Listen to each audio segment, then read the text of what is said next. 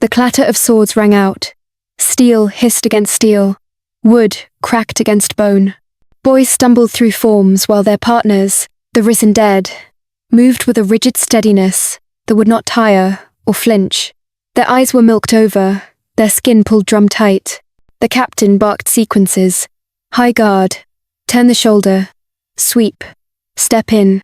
A boy's blade knocked free, and the dead thing he faced did not chase the opening, only returned to ready stance. Mercy by command, not intention. High above, the long gallery threw a hard shadow over the yard. Caltrian stood there, hands clasped behind him, expression unreadable. Sunlight caught in his eyes like coins. "Where is PADRICK?" he asked without turning. "I've not seen him today, my lord," said the captain. His voice was careful. Everyone's was careful here. The god's gaze slid from the yard, to the low buildings where the living slept in shifts, and to the fields beyond. "Call the boys to water," he said. "I will find my son." The captain bowed, and his shout cracked the yard. The boys limped gratefully to pails. Caltrian pulled at the unseen threads of the dead as he went, and they stopped as one turned, feet dragging in unison towards the pens. Caltrian left the shade and crossed into the sun without a blink, his shadow long, his steps a weightless glide. He already knew where PADRICK would be. In the southwest field, a square of messy green, angled into an empire of wheat. The garden was fenced with rough slats. PADRICK had hammered himself, more gesture than barrier. Bees thrummed in the air. The earth smelt dark and warm. PADRICK crouched among tomato vines, fingertips dusty. "Look at you," he murmured to the smallest plant, its fruit round and she under leaves. He smiled proudly at it, tucking a stray stem back against its stake. "PADRICK." Caltrian appeared as storms start over flat land, suddenly inevitable. PADRICK didn't jump. He had sensed him coming, had already sent Gemma away. "Yes, father," he said, still facing the tomatoes. Then he rose, hands muddy to the wrist. "Why are you not training?" The words were without softness. "I was tending to my garden." PADRICK wiped his palms on his trousers, and found the gesture pointless. The dirt only spread. The air seemed to cool around them. Leaves recoiled. Stems drew in as if wind had passed in the opposite direction. "You waste your time.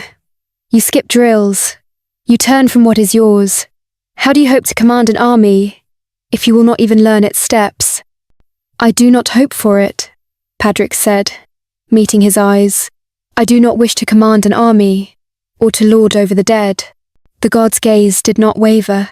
"One way or another, you will." PADRICK's jaw tightened. "I only want to be human." Caltrian's eyes, once bright as hammered gold, darkened as a cup fills with ink. He seemed taller by slow degrees, back easing toward the sky. "You are not," he said, voice gone cold. "It is in your fate to be more. You are my son. And this is how you speak to me. I should have left you for teeth in the wolf woods." "You do not frighten me," PADRICK said. He was not certain this was true, but the sentence felt like a stake set in the earth. "Train," Caltrian said. The word landed as command, and the garden held its breath.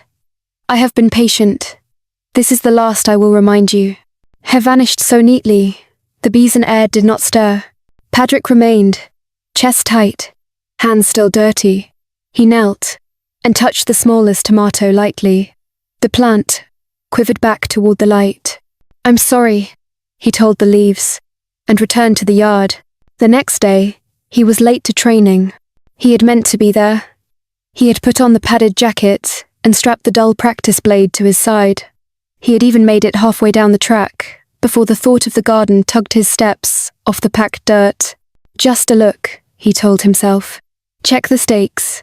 Turn the soil around the basil. 10 minutes. Then drills." At the fence line, he stopped. Boards hung at odd angles. The gate was wrenched sideways.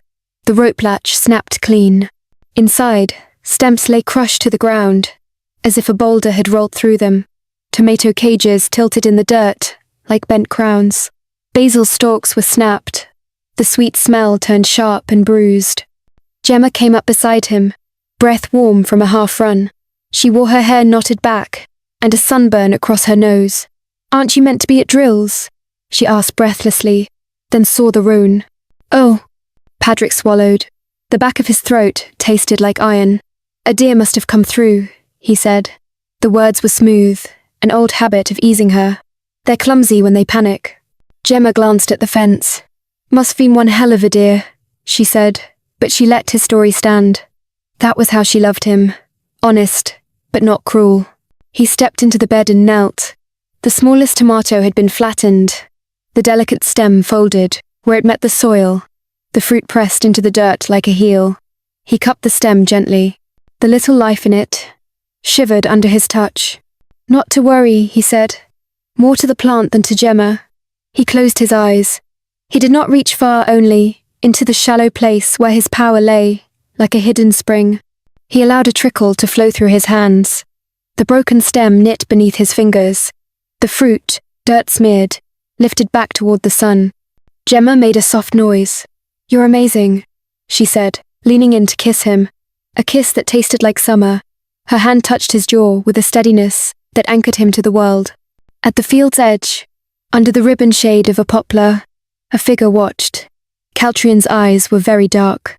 It took one more missed drill to break what little patience Caltrian had claimed to possess. PADRICK had run to the river with Gemma that morning. Sleeves rolled, the two of them trying to catch minnows. In a woven basket, they came back wet and laughing, hair stringing water, the basket empty. Caltrian stood in the doorway of PADRICK's quarters when he returned, a dark hut against the day. You were not at training, the god said. I'll make it up this afternoon, PADRICK answered. It was the wrong thing to say. He knew it, and said it anyway. Caltrian held his gaze for a full breath. Your afternoon is already spent, he said. Then he was gone. The words clung to PADRICK like a shadow. He stood unmoving, unsure how long had passed before his feet carried him toward the garden. He found Gemma there. Her body lay on the trampled edge of the plot, half in sunlight, hair spilled like cut grain. There was no wound. Caltrian did not need wounds. He slid to his knees so fast the skin split. Gemma, he said, and her name broke in his mouth. Gemma, wake up, please.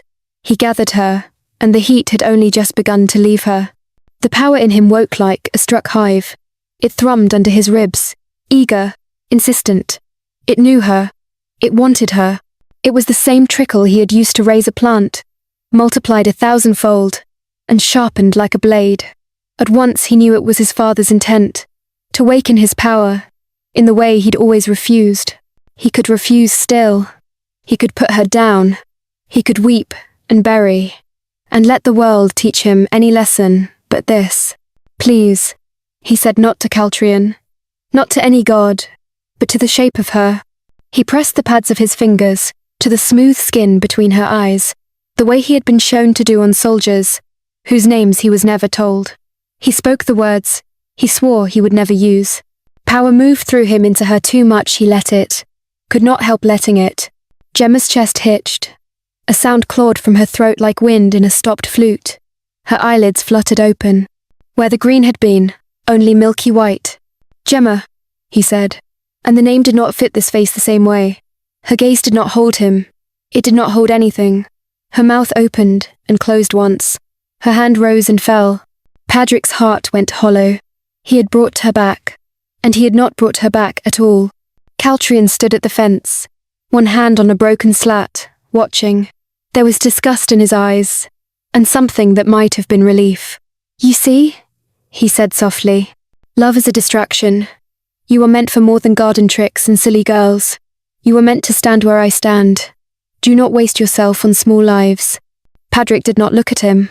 He held Gemma's body the way a man clings to a piece of driftwood in a flood. Do not speak of her, he said. This has always been your fate. There is no fate, PADRICK roared. He clutched the hollow girl tighter. There is only what you have done to me. His voice broke, and he buried his face into the hair of his lost love. Caltrian's mouth thinned. Train, he said again, and left his son with the wind and the bees and the knot, Gemma. PADRICK carried her to his narrow bed and sat beside her until sunset. She made no sound. Her skin cooled. He wrapped her in a blanket. It felt like an insult, and unwrapped it again. He tried speaking to her in the low-nonsense voice he used with seedlings on cold nights. Nothing reached her. He learnt the tethers while they sat, the knowledge written in him like a book. He could feel the thread that connected his will to hers, to the dead in their pence, to the hundreds across the yard and the fields. He tugged thoughtfully. The connection tightened. With a thought he could make their fingers curl. With a word he could bring their feet together. If he wanted, he could stand and turn the whole field to his own heartbeat. He did not want. In the night he rose, cradled Gemma against his chest, and carried her out into the southwest field and their ruined garden. He dug with his hands. The soil was stubborn deep down. Blisters opened and filled and opened again. He could will the dead to help him dig, but he would not. When the pit was finally deep enough to be called a grave, he set her inside. He brushed hair from her brow and stared at the eyes that once held him, but now stared through everything. "I'm sorry," he breathed.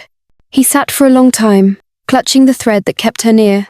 He didn't want to let go, but the weight of it broke him, and he would not hold her there besides. With a trembling thought, he severed their last connection. Her lips parted, and a soft breath escaped the last of her, then only stillness. He bowed over her, weeping. Time worked differently around gods. Years could be a very long day, or a very short century. PADRICK learnt what Caltrian had always wanted him to know. He drilled the boys with efficiency. He walked among the pens, and felt the dead wait for him, like horses waiting for a heel. He sat in council, and said nothing, until saying something would end the conversation. He didn't smile. The garden grew wild without him. Once he went to look and found tomatoes gone to seed, the fence devoured by honeysuckle. He stood with his hands on the ruined gate, letting the sweetness hurt. Caltrian watched him with malignant regard, as PADRICK's power grew from a spring to a river flooded. The god drank more at feasts. He clapped PADRICK's shoulder, and toasted him, and spoke with pride, of legacies. "You are nearly ready," he would say, wine deepening his voice to a counterfeit warmth. "The dead bend sweeter to you than they ever bent to me. You were made for this. We were all made for something," PADRICK would answer. Caltrian would laugh. Sometimes he put his arm around his son. PADRICK endured that, as he had endured the first winter of training, with quiet, with the knowledge there would be an end. He left the hall by the back way. No one stopped him. In the field, night had settled. The wildflowers went black around the edges. Crickets worked. PADRICK's steps led him to the garden by reflex.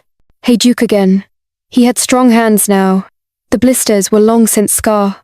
The earth came up in clean bites.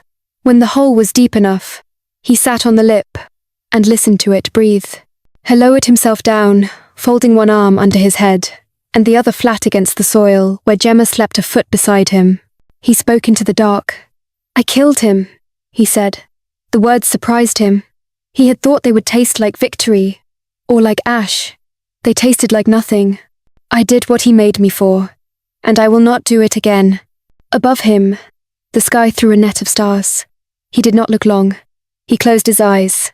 With a final tug on the tether, he summoned one of the dead to cast the soil over his body. He could not die like this, but he could lay down where he had chosen, beside what he loved, and be a weight the world grew around. By morning, the first blades of grass bent over the mound. In a week, the dirt smoothed its own edges and sprouted wildflowers. In a season, the place was a soft lift in the field, hung with tomatoes. Years later, a shepherd girl cut through the field and paused at what remained of the garden. She did not know why she paused. The place felt like a held breath. She set her bundle down and stood, head cocked, listening. There was nothing but stillness. "Still," she said. "Blessings," because it seemed a good word to spend here. She walked on. Sheep streamed after her, in a woolly river. Somewhere under the ground, a man who could not die dreamed of gardens, and a woman whose laugh had sounded like water in a wicker basket. Wind came and went. Bees persisted, and the world, missing a god, kept on. The dead did not rise. The grass, as ever, grew. He left the hall by the back way. No one stopped him. In the field, Night had settled. The wildflowers went black around the edges. Crickets worked. PADRICK's steps led him to the garden by reflex. Hey Duke again. He had strong hands now. The blisters were long since scar. The earth came up in clean bites. When the hole was deep enough, he sat on the lip and listened to it breathe. He lowered himself down, folding one arm under his head, and the other flat against the soil where Gemma slept a foot beside him. He spoke into the dark. I killed him, he said. The words surprised him. He had thought they would taste like victory, or like ash. They tasted like nothing. I did what he made me for, and I will not do it again. Above him, the sky threw a net of stars. He did not look long. He closed his eyes. With a final tug on the tether, he summoned one of the dead to cast the soil over his body. He could not die like this, but he could lay down where he had chosen, beside what he loved, and be a weight the world grew around. By morning, the first blades of grass bent over the mound.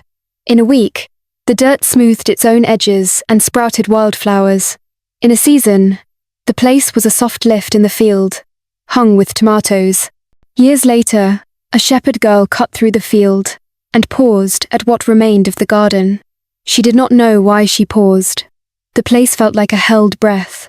She set her bundle down and stood, head cocked, listening. There was nothing but stillness.